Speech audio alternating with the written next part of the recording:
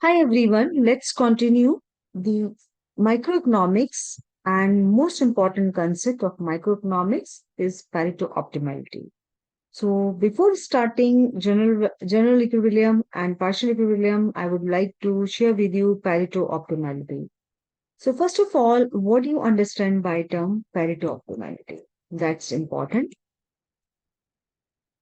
Here is this term is named after Wilfredo Pareto, and he was an Italian economist who used the concept in his studies of economic efficiency and income distribution. And he was the first economist to find out an objective test of social welfare maxima, how we can maximize social welfare. And here is he introduced the concept of Pareto efficiency and helped to develop the field of microeconomics. He was also the first to discover that income follows Pareto distribution, which is power law probability distribution. Here is, I will give you a very good example of Pareto optimality. So you will understand how we can define Pareto optimality in terms of consumption or equally so in terms of social welfare. The Pareto principle was named after him and built on observations of his such as that 80% of the land in Italy was owned by 20% of the population. He was the person who had find out this observation, and it was 80% of the land in Italy was owned by 20% of the population. He also contributed to the fields of sociology and mathematics also. And here is, I just want to issue this thing, Pareto optimality, Pareto unanimity, and there is the Paretian optimum or general optimum. One by one, we will discuss all the topics, all the concepts, and it is the basically what we are calling it. It is the state of allocation of resources in which it is impossible to make any one individual better off without making at least one individual worse off. It is a kind of allocation of resources. It is impossible to make any individual better off without making at least one individual worse off.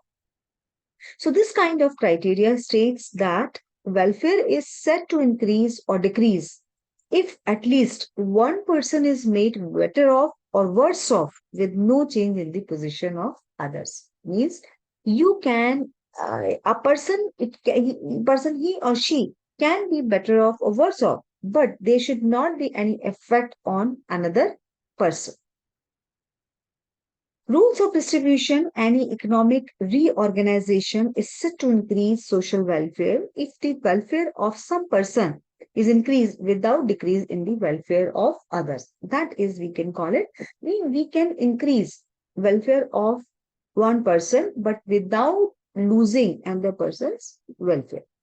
Here is one example I just want to share with you. Then you can understand what you mean by Pareto improvement or Pareto optimal. You can see here there are two students X and Y and only one resource A. Suppose A is equal to 20. What is the total quantity of A is 20. So let us assume that the resources has to be distributed equally between X and Y. We want to distribute equally. So here is what could be the combinations. Either we have to give them 1 unit, 2 3 4 4 5 5 6 6 7 7 8 8 9 9 10 10. At point 10 10, all resources have been exhausted because there is the only 20 in number. You can see that is only 20 in number. So at 10 10, all the resources have been exhausted. So no further distribution is possible, of course. But if suppose if redistribution continues, so it will lead to a position 11 9 or 9 11. That makes one better off and the other worse off. Means if suppose we are continuing this redistribution, so here is 10 10. Suppose we want to increase how, let's say Student X, these units we want to increase. So suppose we have done 11. So here is another one would be worse off because 11 is towards the better off and this 9 would be worse off because he is losing one unit. So that makes one better off, the other person would be worse off. Hence, point 1010 is Pareto optimal and no further Pareto improvement can be made. So it's not possible further. We can do further distribution. That is our Pareto optimal situation. So these are the three terms.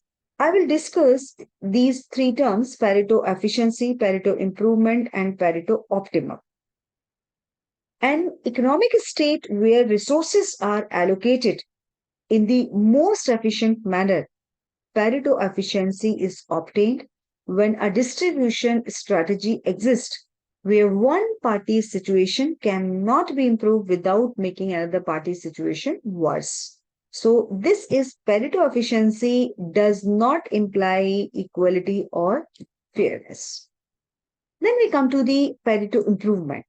Pareto improvement means initial allocation of goods among a set of individuals are changed to a different allocation that makes at least one individual better off without making any other individual worse off is called Pareto improvement.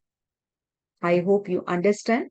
Means we are doing better off for one person, but without making any other individual worse off. That is known as Pareto improvement. Then we come to the Pareto optimum.